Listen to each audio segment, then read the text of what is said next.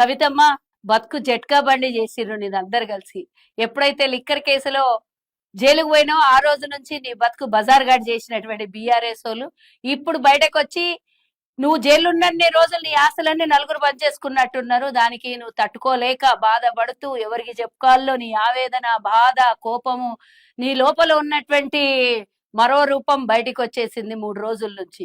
ఎవరో ఎక్కడో ఏదో కలిసిపోయారు, ఎవరు వెనకాలో ఎవరో ఉన్నారని పిచ్చి పిచ్చి కూతలు కూసే కన్నా కేసీఆర్ కవిత వెనకాల ఉండడానికి ఇన్ని కవితమ్మ చేస్తున్నటువంటి డ్రామాలో భాగము. గ్లిజరిన్ రాసుకొని వచ్చి కన్నీటి పర్వంతం చేసి ప్రజలందరినీ మెప్పియాలే, ఒప్పియాలే, సానుభూతి పొందాలని చూస్తే తెలంగాణ ప్రజలు అది అంత మూర్ఖులేం కాదు, అమాయకులైండొచ్చు గాని మరీ మీ మాటలు నమ్మి మూర్ఖత్వానికి బలయ్యేటటువంటి అవకాశం తెలంగాణ ప్రజలు నీకు ఇయ్యరు. ఉసురు తగిలింది, తెలంగాణ ప్రజల ఉసురు తగిలింది. 1200 మంది ఆత్మ బలిదానం చేసుకుంటే ఆ శవాల మీద పేలాలు ఏరుకొని కూర్చొని గద్దె మీద కూర్చొని నువ్వు, నీ కుటుంబము, మీ నాయన, మీ బావ, మీ ఇంకో అన్న, అస్సలు రాక్షస అవతారంలో ఉన్నటువంటి కేటీఆర్ మీరందరూ కలిసి తెలంగాణని 10 లక్షల కోట్ల అప్పుల పాలు చేసింది కాక తెలంగాణ పరిస్థితిని అడక్క తినే పరిస్థితికి చేసినందుకు ఈ రోజు మీకు జరగాల్సిందే.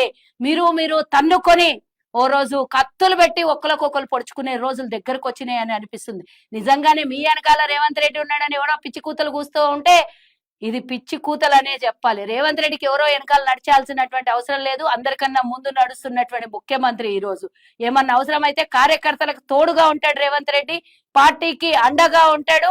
కాంగ్రెస్ పార్టీ బలమైనటువంటి పార్టీ, ఎవరికో గులాంగిరి చేసేటటువంటి నాయకులు కాంగ్రెస్ లో లేవు.